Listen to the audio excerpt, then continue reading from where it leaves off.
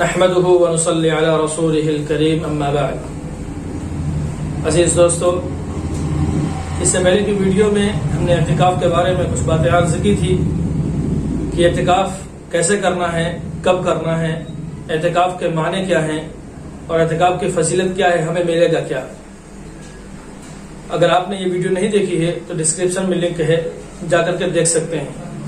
آج ہم جانیں گے کہ اعتکاف کے مباحات کیا ہیں، ممنوعات کیا ہیں اور مفسدات کیا ہیں، اور حدود مسجد کا مطلب کیا ہے.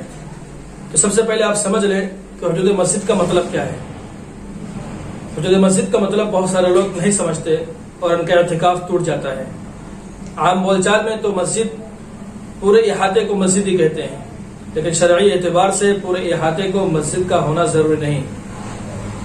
شرعاً مسجد صرف اسی حصے کو کہا جائے گا جسے بنانے والے نے مسجد قرار دیا ہو، یعنی نماز کے علاوہ اس سے کچھ اور مقصود نہ ہو. لیکن ہر مسجد میں تقریباً کچھ ایسا حصے ہوتے ہیں، مثلا استنجا خانہ ہے، پیشاب خانہ ہے، وضو خانہ ہے، غسل خانہ ہے، اور اسی طرح امام اور مؤذنین کا کمرہ ہے اور گودام ہے.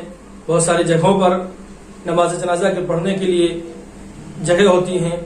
تو شرعاً یہ حصے مسجد کے اندر یعنی حدود مسجد میں شمار نہیں کیے جاتے.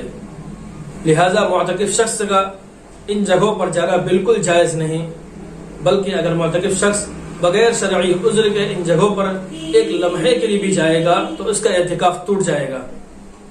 اسی طرح مسجد کی سیڑھیاں جن پر لوگ چڑھ کر داخل ہوتے ہیں وہ بھی عموماً مسجد میں شمار نہیں ہوتی.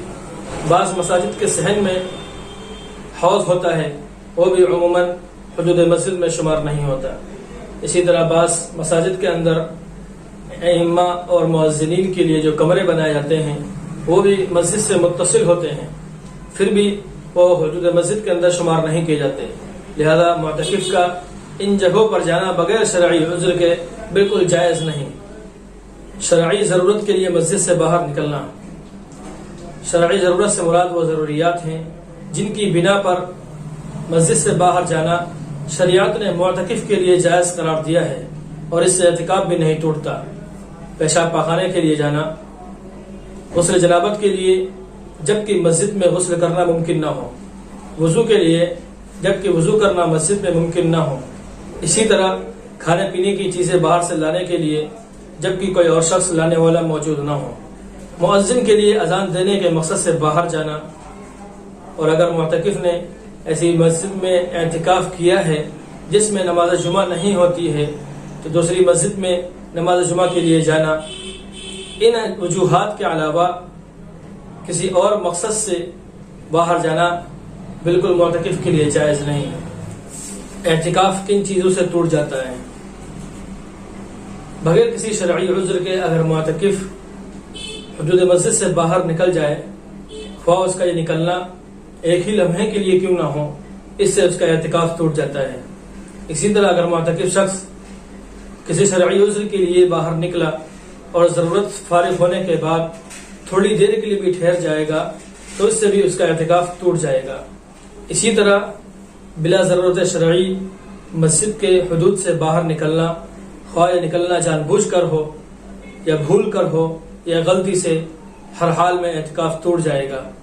لیکن اگر بھول کر یا غلطی سے باہر نکل گیا تو اس سے اس کو اعتکاف توڑنے کا گناہ نہیں ملے گا. غلطی سے روزہ ٹوٹنے کا مطلب یہ ہے کہ کوئی ایسا عمل بے اختیار سرزد ہو گیا، مثلا صبح صادق طلوع ہونے کے بعد کھاتا پیتا رہا یا غروب آفتاب سے پہلے یہ سمجھ کر کھا لیا کہ وقت ہو چکا ہے. اسی طرح روزہ تو یاد تھا لیکن وضو کرتے وقت غلطی سے پانی حلق سے نیچے اتر گیا تو ان تمام صورتوں میں اس کا روزہ ٹوٹ جائے گا اور اعتکاف بھی ٹوٹ جائے گا. لیکن اگر اس کو روزہ یاد ہی نہیں تھا اور بھول کر کچھ کھا پی لیا تو اس سے اس کا روزہ نہیں ٹوٹے گا اور اعتکاف بھی نہیں ٹوٹے گا.